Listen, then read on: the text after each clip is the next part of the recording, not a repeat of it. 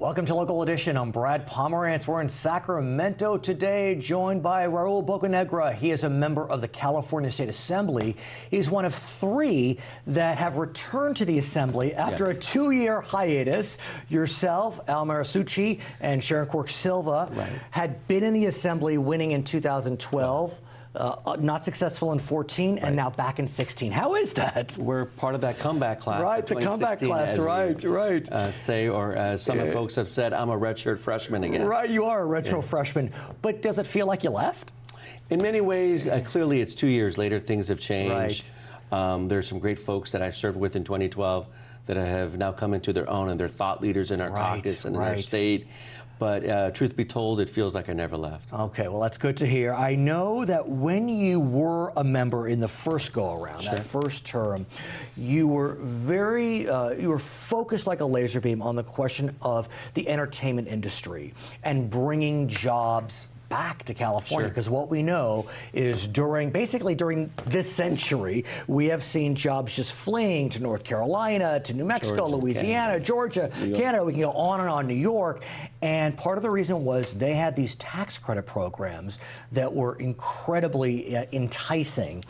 And after several years, you were able to be a leader on this, and we saw AB 1839 pass. Let's talk about it. We're about 3 years out. It was a $330 million credit over 5 years. Is that right? Yes. Let's talk about it. Yes. No, I'm very proud of that. And the way I always looked at it is that this was a jobs bill. And I come from a part of the Northeast San Fernando Valley that's working class. And a lot of us in the Northeast San Fernando Valley somehow are affected by this important signature industry. We've got prop houses and catering businesses in the San Fernando Valley. Well, and if you think about your district, you have kind of Burbank, which is just outside of it, but surely your constituents work there. And then Santa Clarita is kind of becoming a hub, again, just outside of it, but on the other side. And so you have constituents going to those stages, and so it makes sense that you would be part of the motivation behind AB 1839. I was very proud to be one of the joint authors, along with a former Assembly member, Mike Gatto, and a host of other folks that were part of this effort. This was no small feat, and I share that with you because the task at hand was, how do we stem the tide of runaway production? And when you say it's no small feat, I think part of the challenge that you faced was this notion that the tax credit was simply corporate welfare going to the studio bigwigs. It wasn't going to help, as we know, the below-the-line folks. And so how were you, and candidly, how are you, because you need to continue to sell, are you able to convince people that the credit is not about the bigwigs, but it's really about everyone working in the industry? During my first time in the Assembly, during those 2 years, we took the show on the road, so to speak. So we basically shared stories. And I think that's the most effective way to sell the idea about the stories of the people behind the camera who are employed by this very important industry. Not just the folks who are employed directly, who are Teamsters in good paying union jobs, but everybody else who's affected by this industry. And so those were the stories that we took. We put a face to those stories about how they went to Georgia to do The Walking Dead, and for weeks on end, months on end, they were separated from their families. Think about this. Last year, when the credit came out for that calendar year, there were 11 TV shows that got $65 million of credits.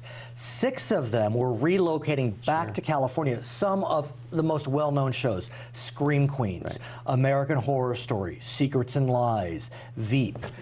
These are big productions that are now filming in California. And this new program that took effect for the first time for a full year in 2016 is having its impact. We're bringing back all those shows. One tentpole production filmed in outside of Los Angeles. I forget the name of it. It was by Oprah Winfrey. A Moment in Time, or A Wrinkle in Time. Yes, A Wrinkle in Time. A Wrinkle in Time. Disney, so, $18 million in credits. 400 jobs. 400 jobs on that one film. Stunning. So Now we're under this, as they call it, a 2.0 program of the film and TV tax credit program, and we're seeing since 2015 almost something like $2.1 billion. But do we know in spending? Yes. Okay. So say that again. 2.1 $1 billion in direct and indirect spending in California. So that was my question, because we're essentially giving away $330 million over 5 years. What you're telling us is we're making 8 times the investment. ROI is pretty good. The ROI, and it's important to note that this tax credit doesn't leave the door until after the production is done. After the film commission goes to the books and count the jobs created. So what we know is the program is 5 years long. Right. And 5 years is done before we know it. It started in 2015. We're already in 17. You're going to be here for a while, presumably, especially with the new term limit regime. And so, if the voters will have me. If the voters will have you, but let's presume they will. Are you starting to look at renewing this program? Because, look, it took years. You said it. It took years to get the program off the ground. Is it time to start doing the legwork to make sure it gets renewed? I think it's important to note that there's a new assembly now since I served in 2012 to 2014. We've got a new class of folks now who came in 2014 and in 2016. And it's important, I think, for us to do the same kind of legwork that we did before 4 years ago and remind them this is a jobs program and that it benefits all of California, not just Los Angeles County. You know where I'm going, because that was also a challenge, is that folks outside of LA County said, well, why should we give this handout? It's just going to benefit LA County. I mean, yes, LA County is a fourth of the state, but be that as it may, have you or are you able to work with folks, I don't know, in Fresno or in North State? Because I presume that those places could be locations. Sure, absolutely. If just to remind you, there's a 25% bump for productions outside of the LA County zone. And number two, I think that we did such a good job, and I say that we in the big sense, the people that were there in the Assembly that voted for it and in the Senate. Also, kudos to our governor for signing the bill that the California Film Commission and others are now going back and telling that story. Right now, if you go to Netflix, you have a very popular show called 13 Reasons Why. That's a whole other conversation, but yes, quite popular. And it's filmed in Los Angeles? No, it's filmed in Vallejo, not too far from here. Okay, so that's a Northern California location. Those are the stories that we need to talk about and to share with folks, that this isn't just about Steven Spielberg and others. These are, good paying, we're working class jobs, and they're being filmed throughout the state of California. At the same time, sir, New York still has a program that's more generous than ours. Sure. Their program is $420 million. We're at $330.